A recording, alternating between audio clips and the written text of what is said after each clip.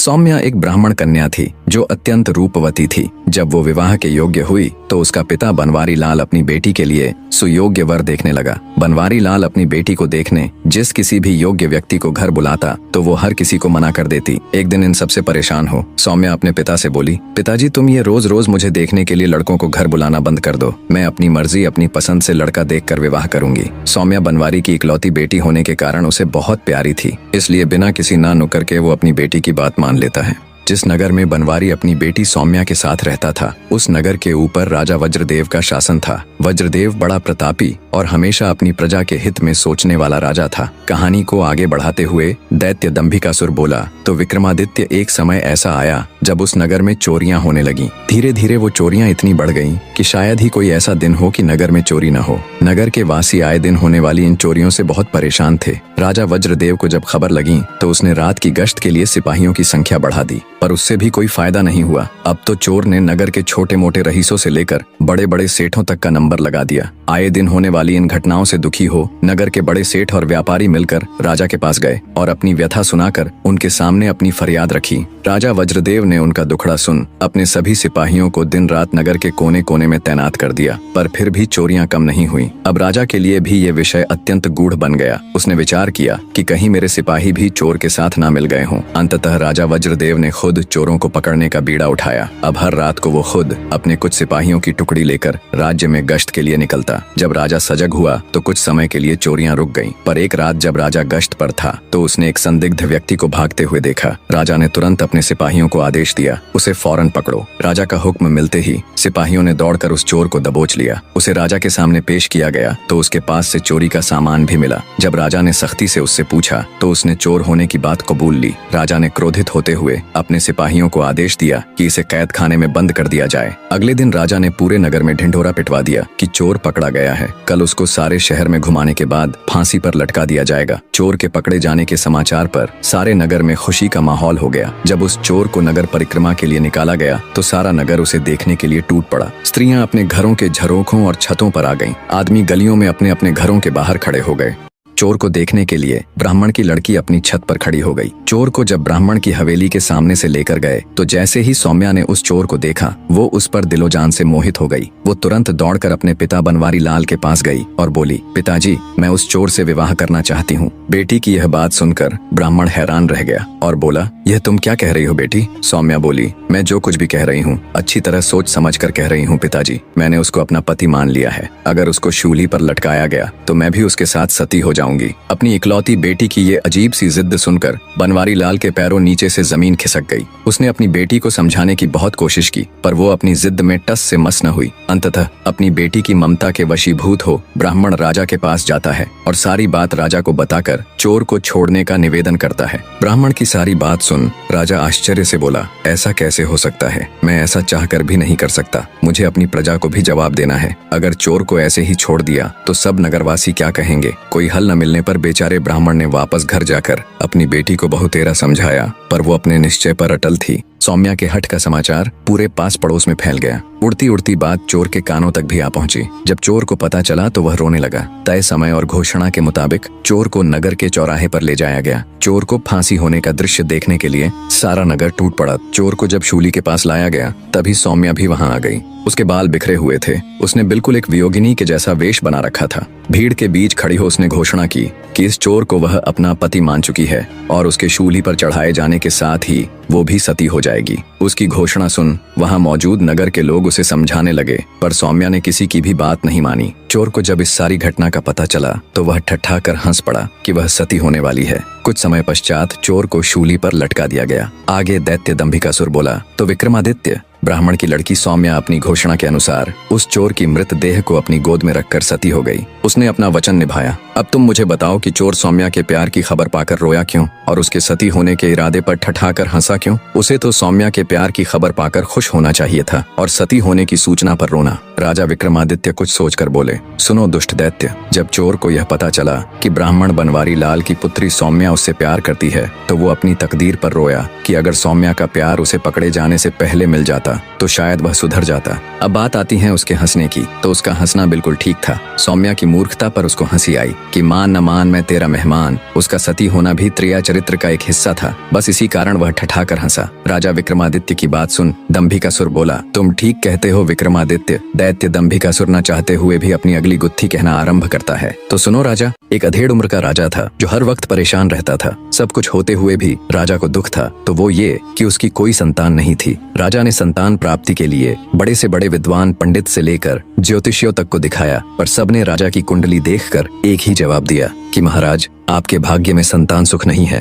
अंततः राजा एक साधु के पास वन में चला जाता है और उनके पास रहकर जी जान से उनकी सेवा करने लग जाता है। ऐसे ही समय बीतता गया। राजा को महात्मा जी की सेवा करते पूरे 12 साल हो गए। तब एक दिन साधु ने राजा से पूछा, वत्स तुम्हें मेरी सेवा करते आज पूरे 12 साल हो गए। इन 12 सालों में न कभी मैंने तुमसे तुम्हारे यहाँ आकर मेरी सेवा करने का उद्देश्य पूछा और न ही कभी तुमने मुझसे कुछ मांगा। मैं तुम्हारी सेवा से बहुत प्रसन्न हूँ, मांगो जो भी मांगना चाहते हो। तब राजा ने हाथ जोड़ साधु महात्मा जी से कहा, महाराज मुझे किसी चीज की कोई कमी नहीं है, बस कमी है तो एक संतान की। अगर आप मुझे कुछ देना ही चाहते हैं तो मुझे संतान प्राप्ति का आशीर्वाद दीजिए। तब साधु महाराज ने कुछ देर ध्यान लगाया और बोले, वत्स तुम्हारे भाग्य में तो संतान सुख है ही नहीं, पर चूंकि तुमने मेरी 12 साल तक सेवा की है तो तुम्हें खाली हाथ तो नहीं भेजूंगा। बेटा मैं तुम्हें संतान प्राप्ति का आशीर्वाद तो दे दूंगा, पर तुम्हें जो पुत्र होगा उसकी आयु केवल 20 वर्ष की ही होगी। महात्मा जी की बात सुन राजा बोला, हे साधु महाराज 20 वर्ष ही सही, हमें संतान सुख तो मिलेगा।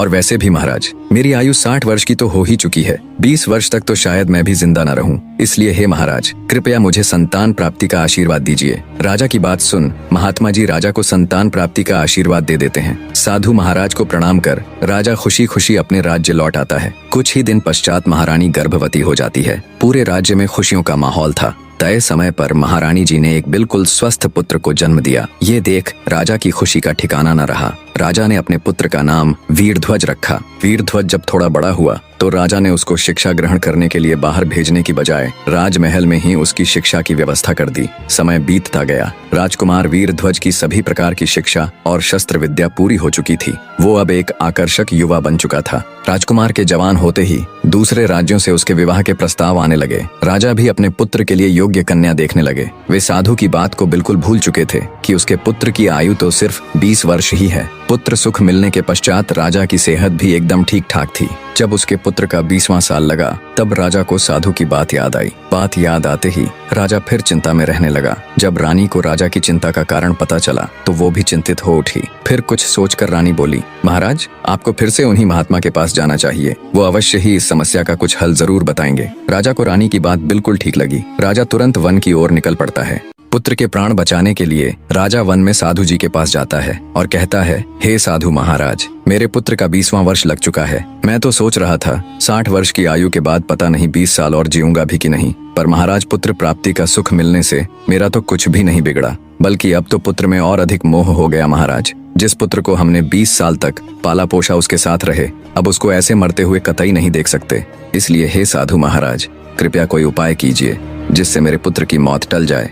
राजा की बात सुन साधु महात्मा जी बोले, वत्स अब मैं कुछ नहीं कर सकता। मैंने तो तुमसे पहले ही कहा था कि तुम्हें पुत्र तो हो जाएगा, पर उसकी आयु केवल 20 वर्ष ही होगी। राजा बोला, नहीं महाराज ऐसा नहीं हो सकता, आप कुछ भी करके इसका हल निकालिए। पुत्र मोह में राजा साधु महाराज के चरणों को पकड़कर बस एक ही रट लगाए जा रहा था, कुछ कीजिए महाराज। अंततः महात्मा जी बोले, सुनो बेटा, निश्चित काल में तुम्हारे पुत्र की मृत्यु न हो, उसका केवल एक ही उपाय है कि उसका विवाह किसी ऐसी कन्या के साथ कर दिया जाए जो अपने से पहले अपने पति को न मरने दे।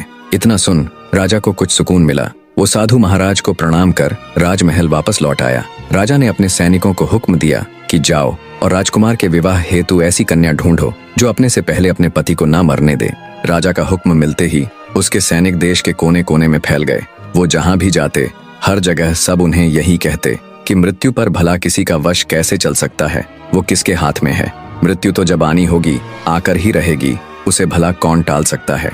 हर जगह इसी प्रकार के जवाब सुन सिपाही भी निराश हो गए। उन्हें कोई भी ऐसी कन्या नहीं मिली जो खुद से पहले अपने पति को न मरने दे। अंततः जब सिपाहियों की एक टुकड़ी हताश हो थक हार कर वापस लौट रही थी तो रास्ते में उनके आगे आगे 3 लड़कियां चल रही थीं। 3 पक्की सहेलियां आपस में बातें करती हुई जा रही थीं। उनमें एक कुम्हार की, एक सुनार की और एक ब्राह्मण की लड़की थी। कुछ दिन पहले ही उस नगर के राजा की लड़की का विवाह हुआ था, पर विवाह के 1 दिन बाद ही राजा की लड़की के पति की मृत्यु हो गई थी। बस उसी विषय में आपस में चर्चा करती हुई तीनों सहेलियां अपने घर की तरफ जा रही थीं। सबसे पहले ब्राह्मण की लड़की बोली, बहन जो भी हो, पर राजा की लड़की थी बड़ी सुंदर, पर बेचारी के साथ बहुत गलत हुआ। जो विवाह होते ही भगवान ने उसके पति को छीन लिया। फिर सुनार की लड़की बोली, ठीक कहती हो बहन, वो है तो बहुत रूपवती। ऐसा सुंदर रूप भगवान हजारों में नहीं बल्कि लाखों में किसी किसी को देता है, पर बेचारी का पति मर गया। अब होनी को कौन टाल सकता है। उन दोनों की बात सुन कुम्हार की लड़की बोली, तुम दोनों क्या जब से बहुत सुंदर थी, बहुत रूपवती थी कि रट लगाए हुए हो? क्या खाक सुंदर थी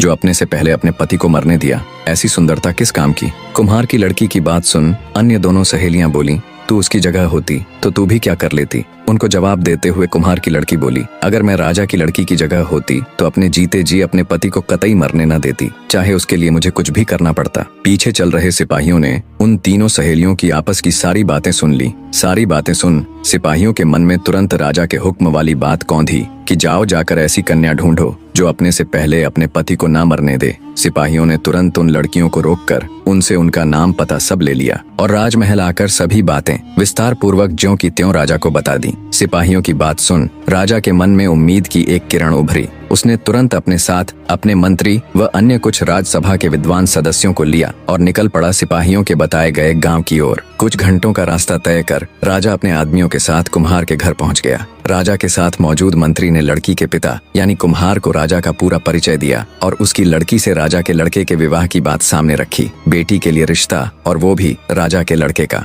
ये बात सुन कुम्हार सन्न रह गया। उसको ऐसे देख मंत्री बोला, क्यों भाई कहाँ खो गए? तब उसने राजा व उसके आदमियों को आदर सत्कार सहित बिठाकर जलपान कराया और भागकर अपने आसपास रहने वाले अपनी जाति के लोगों के पास जाकर जब उन्हें सारी बात बताई तो उनमें कुछ लोगों ने तो मना कर दिया कि हम अपनी लड़की की शादी दूसरी जाति में नहीं करेंगे, चाहे वो कोई भी हो। पर तभी जाति के कुछ समझदार बुजुर्ग बोले, क्या पागलों जैसी बातें कर रहे हो तुम? अरे राजा के लड़के का रिश्ता आया है, ये बात हमारे लिए किसी सपने या किसी खजाने से कम नहीं है। जरा सोच कर देखो मूर्खो, हमारा भी राजपाट में हिस्सा होगा, हमें भी राज परिवार के साथ जोड़कर देखा जाएगा। बुजुर्ग कुम्हार की बात सभी के दिमाग में बैठ गई। सबकी सहमति पाकर कुम्हार अपनी बेटी को राजा के लड़के के साथ ब्याहने के लिए खुशी खुशी राजी हो गया। राजा ने लड़के के 20वें जन्मदिन यानी जिस दिन उसकी मृत्यु होनी थी उसी दिन को शादी के लिए चुना। दोनों तरफ से विवाह की तैयारियां जोरों शोरों से होने लगी। दिन बीते और आखिर वो दिन आ ही गया जब राजा के लड़के का विवाह कुम्हार की बेटी के साथ होना था।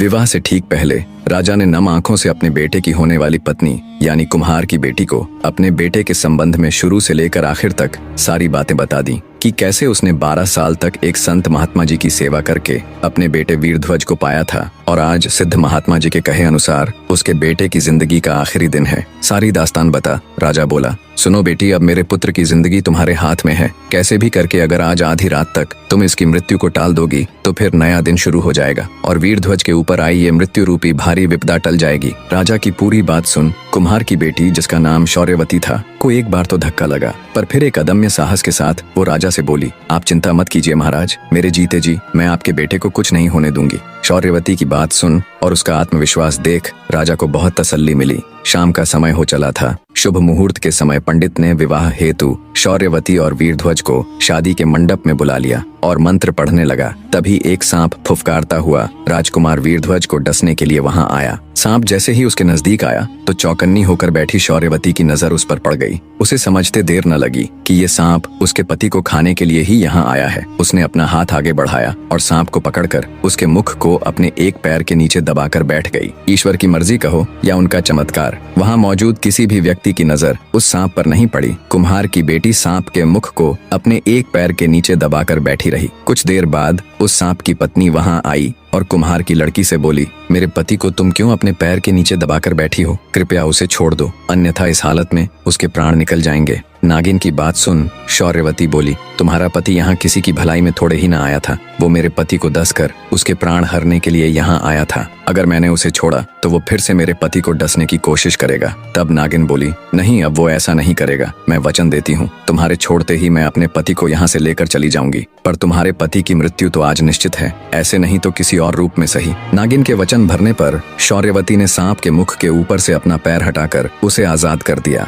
नागिन अपने वचन अनुसार बिना किसी को कोई हानि पहुंचाए अपने नाग के साथ चुपचाप वहां से चली गई। कुम्हार की लड़की नागिन की चेतावनी से और अधिक सजग होकर बैठ गई। कुछ देर में शौर्यवती और वीरध्वज का विवाह ठीक से संपन्न हो गया। रात का पहला पहर शुरू हो चुका था। कुम्हार की लड़की ने अपने पति को राजमहल के आंगन में बीचों बीच पलंग डालकर सुला दिया। आज की रात उसे कैसे भी करके अपने पति को मरने नहीं देना था। पति की मृत्यु को टालने के लिए उसने पलंग के एक कोने पर दिया जलाकर रख दिया और हाथ जोड़कर प्रार्थना की, हे अग्निदेव, आज की रात पलंग के इस कोने की जिम्मेवारी आपकी है। अगर मेरी पतिव्रता सच्ची है तो मेरे पति की रक्षा करना। पलंग के दूसरे कोने पर एक लोटा जल भरकर रख दिया और बोली, हे जलदेव, अगर मेरी भक्ति सच्ची है तो आज की रात मेरे पति की रक्षा करना। शौर्यवती ने पलंग के तीसरे कोने के पास कुछ गेहूं के बीज रख दिए और बोली, हे अन्न देवता, इस कोने का भार मैं आपको सौंप रही हूँ। आज रात मेरे पति की रक्षा का दायित्व आपका है। और पलंग के चौथे कोने के पास वो खुद खड़ी हो गई। जब नाग उसके पति को मारने में असफल हो गया तो अब की बार धर्मराज ने राजा के लड़के के प्राण हरने के लिए खुद बेमाता को भेजा। कहानी को बीच में रोककर आपको बताता चलूं कि बेमाता भी धर्मराज की एक खास इकाई है। जैसे यमराज और यम के दूत होते हैं, कहते हैं बेमाता का लिखा हुआ कोई भी नहीं टाल सकता। बेमाता जब राजा के लड़के के प्राण लेने आई तो उसे पलंग के पहले कोने पर अग्निदेव का पहरा मिला। बेमाता को देख अग्निदेव बोले, अगर तुम मेरे ऊपर से जाकर राजा के लड़के के प्राण हरोगी तो मेरा तो कोई आदर मान ही नहीं रहेगा। मैं ही हूँ जो जीने से लेकर मृत्यु तक हर व्यक्ति को पवित्र करता हूँ। अगर तुम मेरा निरादर करके उसके प्राण लोगी तो मेरा तो अस्तित्व ही खत्म हो जाएगा। फिर बेमाता पलंग के दूसरे कोने के पास जाती है तो वहाँ उसे जल देवता मिलते हैं। वो भी वही बात कहते हैं, अगर तुम मेरा निरादर करके राजा के लड़के के प्राण हरोगी तो कौन मुझे देवता मानेगा, मेरा तो अस्तित्व ही मिट जाएगा। जब वो पलंग के तीसरे कोने पर जाती है तो वहाँ उसे अन्न देवता का पहरा मिलता है। वो भी वही बात कहते हैं। बेमाता अन्न देवता की बात भी मान लेती है। जब वो पलंग के चौथे यानी आखिरी कोने के पास जाती है तो उन्हें देखते ही कुम्हार की लड़की भागकर बेमाता के पास आकर उसके पैर दबा देती है। जैसे ही शौर्यवती बेमाता के पैर दबाती है तो वे बोल पड़ती हैं, सदा सुखी रहो, सदा सुहागन रहो, भगवान तुम्हारी जोड़ी बनाए रखे। बेमाता जल्दबाजी में ये सब बोल जाती है। उसे ध्यान ही नहीं रहा कि वो यहाँ उसे आशीर्वाद देने नहीं बल्कि उसके पति के प्राण लेने के लिए आई है। अब मुख से शब्द तो निकल चुके थे। बेमाता कुम्हार की लड़की से बोली, तुमने तो बड़ा गजब कर दिया। मैं यहाँ तुम्हारे पति के प्राण लेने के लिए आई थी। इसकी तो सिर्फ आज की ही आयु है। आज इसे धर्मराज के घर पेश होना है, पर तुमने तो छल से मेरे ही कान काट लिए। जल्दी से मैं मेरे पैर दबाकर मुझसे ही सदा सुहागन का आशीर्वाद ले लिया। तब शौर्यवती बोली, तो और मैं क्या करती माता, अपने पति को अपने से पहले कैसे मरने देती। अब देख लो माता, या तो आप अपने वचनों से हारी हो जाओ, अन्यथा इन्हें जीवित छोड़ दो। शौर्यवती की बात सुन बेमाता सोच में पड़ जाती है। आखिर ये हुआ तो हुआ क्या। फिर कुछ सोचकर वो बोली, देखो बेटी, तुम्हारे पति की आयु तो आज खत्म हो जाएगी, पर एक रास्ता है, तुम अपनी आयु में से आधी अपने पति को दे सकती हो। बेमाता की बात सुन कुम्हार की लड़की को अपार शांति मिली। वो बोली, मैं अपनी आधी आयु अपने पति को देने को तैयार हूँ माता, कृपया बताइए कि इसके लिए मुझे क्या करना होगा। बेमाता युक्ति बताते हुए बोली, जैसे ही सुबह का सूर्योदय हो तो तुम्हें सूर्यदेव को एक लोटा जल चढ़ाकर प्रार्थना करनी है कि हे सूर्यदेव, बेमाता के वचन अनुसार मेरी अपनी मर्जी से मेरी आधी आयु मेरे पति को लग जाए। जब तुम इतना कहोगी तो तेरी आधी आयु तेरे पति को लग जाएगी और तुम दोनों की आयु बिल्कुल बराबर हो जाएगी। इतनी युक्ति बता बेमाता वहां से चली गई। सुबह होते ही जैसा बेमाता ने बताया था शौर्यवती ने वैसा ही किया। बेमाता के वचनों सहित उगते सूर्य देव के आगे प्रार्थना करने पर उसके पति की मृत्यु टल जाती है और इस प्रकार वो अपने पति के प्राण बचा लेती है। राजा सहित पूरे राज्य में खुशी का माहौल था। कहते हैं जब से ही सदा सुहागन का आशीर्वाद चलता आ रहा है और जब से ही कुम्हार जाति को राजवंश का हिस्सा मानते हुए प्रजापति कहकर पुकारा जाता है। इतनी कहानी कह दैत्य दंभिकासुर राजा विक्रमादित्य से बोले, अब तुम मुझे ये बताओ राजा विक्रमादित्य, राजा के लड़के की रक्षा कर रहे चारों में से कौन बड़ा, अग्निदेव, जलदेव, अन्न देवता या फिर वो कुम्हार की लड़की। दंभिकासुर की बात का मुस्कुराकर जवाब देते हुए राजा विक्रमादित्य बोले, ये तो बहुत आसान सा सवाल है दुष्ट राक्षस। भले ही वे तीनों देवता हो, भले ही उनको पूजा जाता हो, भले ही उनका कद बहुत ऊंचा हो, पर यहाँ तो कुम्हार की लड़की उनसे भी बड़ी हो गई, जिसने न केवल अपने पति की जिंदगी बचाने के लिए थाना बल्कि स्वयं की आधी जिंदगी देकर उसे मृत्यु से बचाकर अपनी थानी हुई बात को पूरा भी करके दिखाया। इसलिए वो देवताओं से भी बड़ी हो गई। राजा विक्रमादित्य की बात सुन दैत्य दंभिकासुर बड़ा हताश सा होकर बोला, तुमने ठीक कहा विक्रमादित्य। हर सवाल का जवाब दैत्य दंभिकासुर को एक साधारण इंसान बना रहा था। दंभिकासुर को चुप देख राजा विक्रमादित्य बोले, पूछो दुष्ट राक्षस अपना अगला सवाल, अब तुम्हारे पास जीने के लिए ज्यादा वक्त नहीं है। राजा विक्रमादित्य की बात सुन दैत्य दंभिकासुर बोला, विक्रमादित्य, माना कि तुम बुद्धि में तेज हो, पर अब भी मेरे 2 सवाल बचे हैं, याद है ना? एक भी गलत जवाब और तुम्हारा खेल खत्म। मेरी अगली गुत्थी सुनो विक्रमादित्य।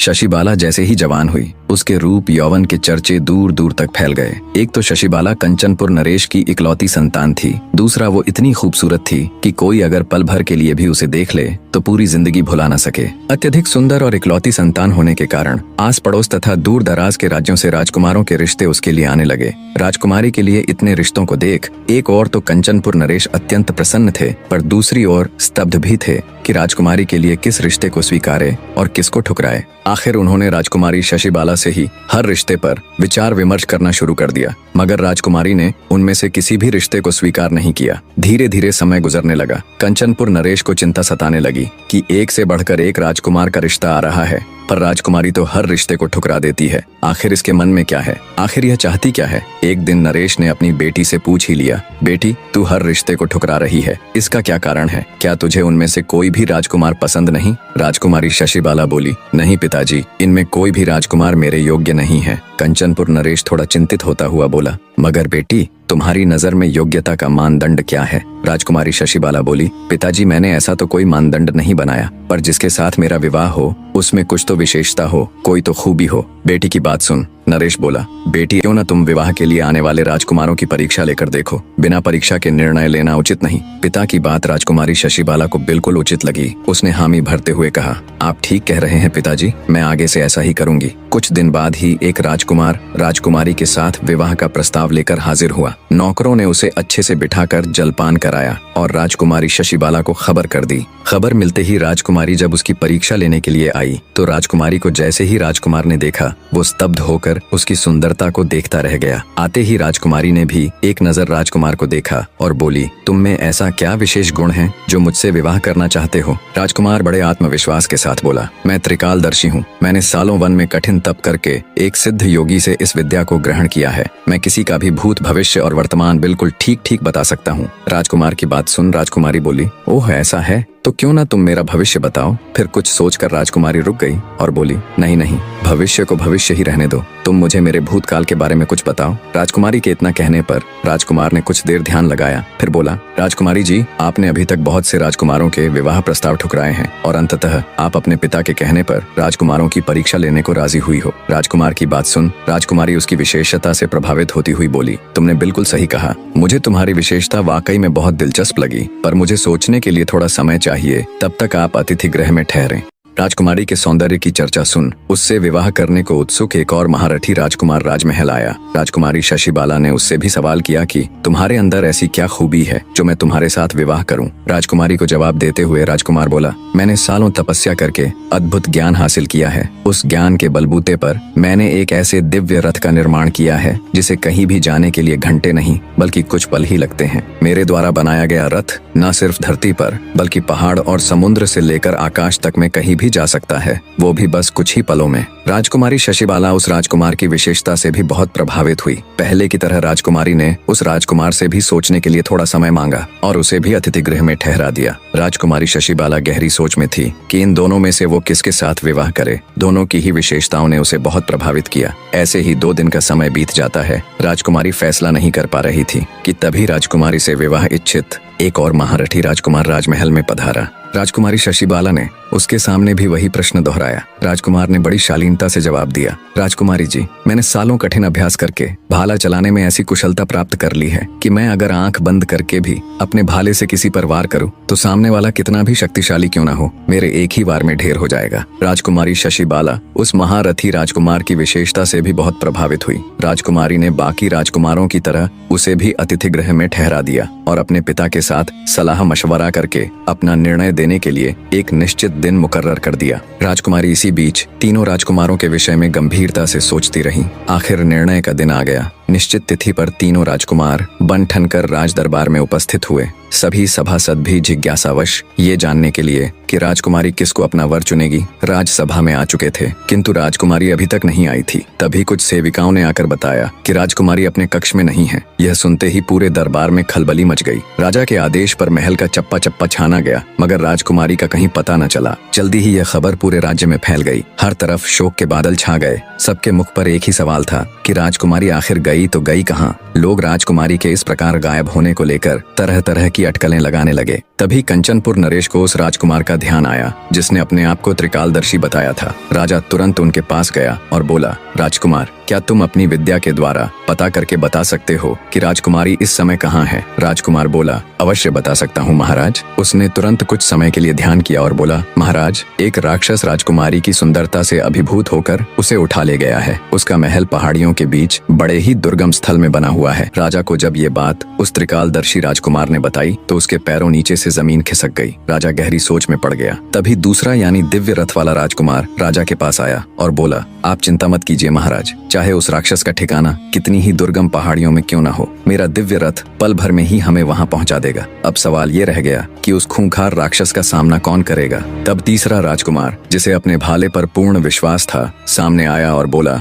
महाराज, आप चिंता मत कीजिए, उस राक्षस से मैं निपट लूंगा। राजा से आज्ञा ले तुरंत तीनों राजकुमार दिव्य रथ में बैठकर राक्षस के ठिकाने पर जा पहुंचे। भाले वाले महारथी राजकुमार ने जब राक्षस को देखा तो उसने अपनी पूरी ताकत से राक्षस को भाला फेंक कर मारा। महारथी राजकुमार का प्रहार इतना तेज था कि उसके द्वारा छोड़ा गया भाला राक्षस की छाती को चीरते हुए उसके सीने के पार हो गया, जिससे तुरंत राक्षस के प्राण पखेरु उड़ गए। राजकुमारों ने राजकुमारी को अपने साथ रथ में बिठा लिया और कुछ ही पलों में वो सकुशल राजमहल पहुंच गए। राजकुमारी शशिबाला को बिल्कुल ठीक ठाक देख राजा सहित पूरी प्रजा में खुशी की लहर दौड़ गई। राजा ने तीनों राजकुमारों का हाथ जोड़कर शुक्रिया किया। फिर से सभा बैठाई गई। सभी सभासद और राजकुमार अपने अपने स्थान पर बैठ गए। इतनी कहानी कह दैत्य दंभिकासुर बोला, बताओ विक्रमादित्य, उन तीनों में से राजकुमारी किसको अपना वर चुनेगी? कुछ देर विचार कर राजा विक्रमादित्य बोले, राजकुमारी शशिबाला उस भाले वाले महारथी राजकुमार को अपना वर चुनेगी। राजा विक्रमादित्य की बात सुन दैत्य दंभिकासुर बोला, ऐसा क्यों विक्रमादित्य? क्योंकि राजकुमारी को बचाने में तो तीनों ही राजकुमारों का हाथ था। फिर राजकुमारी उस महारथी राजकुमार को ही क्यों चुनेगी? क्या सिर्फ इसलिए कि उसने उस राक्षस का वध किया था? राजा विक्रमादित्य बोले, नहीं कपटी राक्षस, त्रिकालदर्शी राजकुमार को न चुनने का कारण ये था कि अगर वो राजकुमारी का पता न भी लगाता तो भी राजा की फौज 2-4 दिन में उसका पता लगा ही लेती। अब बात आती है दिव्य रथ वाले राजकुमार को न चुनने के कारण की, तो रास्ता भले ही कितना भी दुर्गम था, देर से ही सही पर राजा के लोग उस राक्षस के ठिकाने पर पहुंच तो जाते ही। अब बात आती है उस महारथी राजकुमार को चुनने की वजह की, तो राजकुमारी के पास एक नहीं बल्कि इसके 2 मुख्य कारण थे। पहला तो ये कि राक्षस का पता लगाना और उस तक पहुंचना तो संभव था, पर राजा के पास ऐसा कोई भी योद्धा नहीं था जो राक्षस का सामना कर सके। और दूसरा और सबसे मुख्य कारण ये कि राजकुमारी राजा की इकलौती संतान थी, तो उसे पति के रूप में एक ऐसा शक्तिशाली व्यक्ति चाहिए था जो उसके पिता के पूरे राज्य को भी संभाल सके, जो कि वो महारथी राजकुमार पूर्ण रूप से था। विक्रमादित्य की बात सुन दैत्य दंभिकासुर बोला, तुमने ठीक कहा विक्रमादित्य। दैत्य दंभिकासुर ना चाहते हुए भी अपनी आखिरी यानी 7वीं गुत्थी सुनाना आरंभ करता है। तो सुनो राजा। एक बला की खूबसूरत लड़की कुएं पर पानी भर रही थी। नगर नरेश जब उधर से गुजरा तो उसकी नजर उस नवयौवना पर पड़ गई। इतनी सुंदर नारी राजा ने अपने पूरे जीवन काल में नहीं देखी थी। पास जा जब राजा ने उस लड़की से उसका नाम पता पूछना चाहा तो बिना कोई उत्तर दिए वो चुपचाप वहां से भाग गई। मंत्रमुग्ध सा हो राजा भी अपने घोड़े पर बैठ लड़की के पीछे पीछे हो लिया। सहमी हुई लड़की भागकर अपने घर में घुस गई और अपने पिता से बोली, पिताजी, कोई अनजान व्यक्ति मेरे पीछे पीछे आ रहा है। लड़की का पिता जब तक कुछ समझ पाता तब तक राजा भी उस लड़की के पीछे पीछे उसके घर के अंदर आ गया। जब लड़की के पिता ने राजा को देखा तो उसने तुरंत राजा को पहचान लिया। व्यक्ति हाथ जोड़कर बोला, महाराज, एक गरीब के घर आपका कैसे आना हुआ? राजा बोला, अगर तुम्हें कोई परेशानी ना हो तो मैं तुम्हारी बेटी के साथ विवाह करना चाहता हूँ। राजा की बात सुन हैरान ब्राह्मण बोला, महाराज, भला मुझे क्या परेशानी होगी? उल्टा मैं तो बहुत खुश हूँ कि मेरी बेटी रानी बनेगी। दूसरे कक्ष में खड़ी ब्राह्मण कन्या ने जब सारी बात सुनी तो वो भी शर्मा गई। ब्राह्मण ने खुशी खुशी तुरंत सारा ताम झाम कर अपनी बेटी का विवाह राजा के साथ कर दिया। राजा अपनी नवविवाहिता पत्नी को अपने साथ घोड़े पर बैठा राजमहल की तरफ चल पड़ा। चलते चलते रात का समय हो गया और रास्ते में एक घना जंगल लगता था। जब राजा उस जंगल में से निकलने लगा तो ब्राह्मण कन्या बोली, महाराज, मुझे बहुत जोरों की प्यास लगी है। रानी की बात सुन राजा घोड़ा रोककर आसपास कोई पानी का कुआं, कोई झरना खोजने लगा। उसी जंगल में एक खूंखार आदमखोर दानव रहता था। जब भी कोई उस जंगल से गुजरता तो दानव को आदम यानी मनुष्य की महक आ जाती थी। कई दिनों के भूखे आदमखोर को जब मानव गंध आई तो वो खिल उठा और तेजी से गंध की दिशा में बढ़ने लगा। कुछ ही समय में दानव रानी के पास जा पहुंचा। रानी ने जब अपने सामने एक खूंखार आदमखोर दानव को देखा तो उसकी चीख निकल गई। पानी खोजने गया राजा रानी की चीख सुनते ही घबरा गया और तुरंत भागकर वापस आया। देखा तो उसकी नवविवाहिता पत्नी एक खूंखार दानव की कैद में है। राजा हाथ जोड़कर रानी को छोड़ने के लिए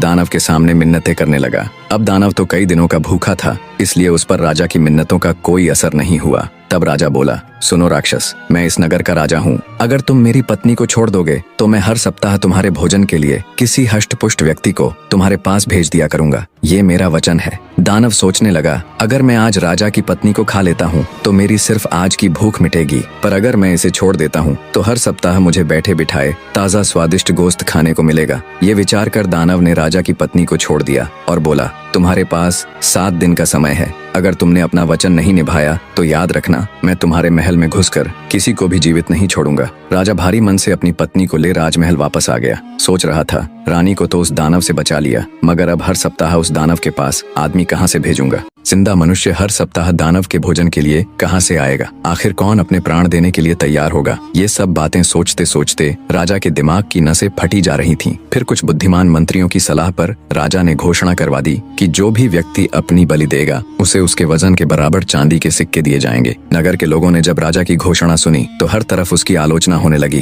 कैसा राजा है ये, जो अपनी ही प्रजा के लोगों को मौत के मुंह में धकेल रहा है? भला कौन मूर्ख होगा जो धन के बदले अपने प्राण देने को तैयार होगा? और वैसे भी मरने के बाद धन किस काम का? ऐसे ही दिन बीतने लगे। कोई भी व्यक्ति राजा की शर्त मानने को आगे नहीं आया। राजा की चिंता हर खत्म होते दिन के साथ बढ़ती जा रही थी। दानव को दिए वचन में अब बस 2 ही दिन शेष थे। राजा के नगर में एक घर भीखा का भी था। भीखा के परिवार में उसका पिता, उसकी पत्नी और 2 बच्चे थे। भीखा मेहनत मजदूरी करके बड़ी ही मुश्किल परिस्थितियों में अपने परिवार का लालन पालन करने की नाकाम कोशिश कर रहा था, क्योंकि हर रोज उसे काम भी नहीं मिलता था। परिवार की स्थिति इतनी दयनीय थी कि जिस दिन भीखा को काम नहीं मिलता उस दिन परिवार के सदस्यों को भूखा ही सोना पड़ता। भीखा के बाप ने भीखा को राजा की घोषणा के बारे में बताकर उसे राजा के पास जाने की सलाह दी। पिता के मुख से ऐसी बात सुन भीखा का हृदय मारे दुख के छलनी हो गया, पर बेचारा करता भी तो क्या। वो पिता की बात से सहमत हो गया और अत्यंत भारी हृदय से राजा के पास चला जाता है और कहता है, मैं उस दानव के पास जाने के लिए तैयार हूँ।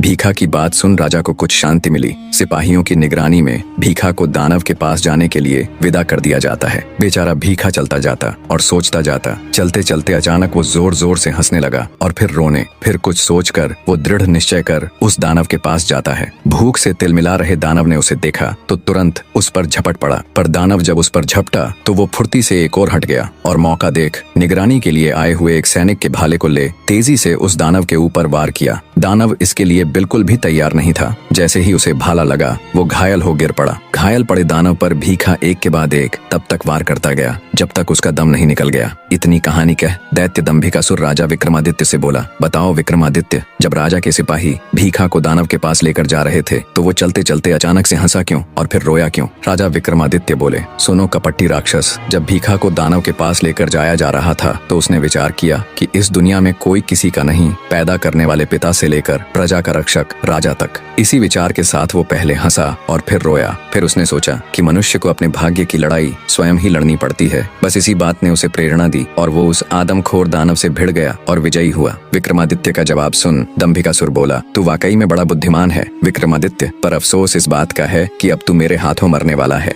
आखिर कैसे अंत हुआ दैत्य दंभिकासुर का? जब राजा विक्रमादित्य दैत्य दंभिकासुर के 7वें यानी आखिरी प्रश्न का उत्तर देते हैं तभी आकाश में जोर से बिजली की गर्जन हुई और दंभिकासुर के गले में देवताओं के वरदान स्वरूप पहनी गई हड्डियों की माला धूमिल होते हुए गायब हो गई। देवताओं का दिया वरदान खत्म हो चुका था। ये देख एक बार तो दैत्य हिचकिचाया। अपनी विशाल गदा को उठाकर गर्जना करते हुए दंभिकासुर बोला, तू वाकई में बड़ा बुद्धिमान है विक्रमादित्य, पर अफसोस इस बात का है कि तू अब मेरे हाथों मरने वाला है। तू क्या समझता था कि मैं देवताओं के वरदान के सहारे जिंदा हूँ? नहीं, अरे तेरे जैसे कीड़े को मसलने के लिए मुझे किसी वरदान की आवश्यकता नहीं। दैत्य दंभिकासुर की बात सुन राजा विक्रमादित्य भी चौकस हो अपनी तलवार संभाल लेते हैं और कहते हैं, दुष्ट राक्षस, वरदान टूटा पर तेरा अहंकार नहीं। तुझे अब भी तेरा अंत नजर नहीं आ रहा। अहंकार व्यक्ति को अंधा बना देता है। आज तेरा अंत निश्चित है दुष्ट दानव। राजा विक्रमादित्य की बात सुन अत्यंत क्रोधित हो दैत्य दंभिकासुर बोला, अंत? मेरा अंत इतना आसान नहीं। अरे अंत तो आज तेरा होगा कीड़े। इतना कह दैत्य दंभिकासुर राजा विक्रमादित्य की तरफ बढ़ता है और अपनी गदा से राजा विक्रमादित्य के ऊपर वार करता है। दोनों के बीच भीषण युद्ध शुरू हो जाता है। लंबी लड़ाई से जब दंभिकासुर थकने लगा तब मौका देख राजा विक्रमादित्य ने अपनी पूरी ताकत से दंभिकासुर के ऊपर प्रहार किया। राजा विक्रमादित्य की धारदार तलवार दंभिकासुर की छाती को चीरते हुए उसके सीने में जा घुसी। दर्द से कराहता हुआ दैत्य दंभिकासुर अपनी आखिरी सांस लेता हुआ बोला, यह असंभव है, मैं तो अमर। राजा विक्रमादित्य बीच में ही बोल पड़े, कपटी राक्षस, अमरता सत्य और धर्म में है, दानवी वरदानों में नहीं। तेरे जैसे अहंकारी अमर नहीं होते बल्कि इतिहास में दफन होते हैं। अंततः राजा विक्रमादित्य के इस निर्णायक वार से दैत्य दंभिकासुर का अंत हो जाता है। दैत्य के धरा पर गिरते ही चारों ओर एक गहरी शांति छा गई। आकाश में बिजली कड़की और स्वर्ग से पुष्पों की वर्षा होने लगी। देवताओं ने भी राजा विक्रमादित्य के इस कृत्य को सराहा। दंभिकासुर द्वारा पत्थर बनाए गए सभी प्राणी धीरे धीरे अपने असली रूप में लौटने लगे। लखन और महेंद्र भी अपने असली रूप में आ जाते हैं। दोनों भाई एक दूसरे को देख खुश हो बहते नेत्रों के साथ एक दूसरे को गले लगा लेते हैं। दंभिकासुर के मरने के बाद गुफा का द्वार भी खुल जाता है। राजकुमारी चंद्रकला जब गुफा से बाहर आती है तो अपने पति और उसके भाई को सही सलामत देख ठिठक कर खुशी से वहीं रुक जाती है। जब लखन की नजर उसकी पत्नी यानी राजकुमारी चंद्रकला पर जाती है तो वो भागकर उसके पास जाता है। दोनों एक दूसरे को गले लगा लेते हैं। चारों ओर राजा विक्रमादित्य की जय जयकार के नारे लग रहे थे।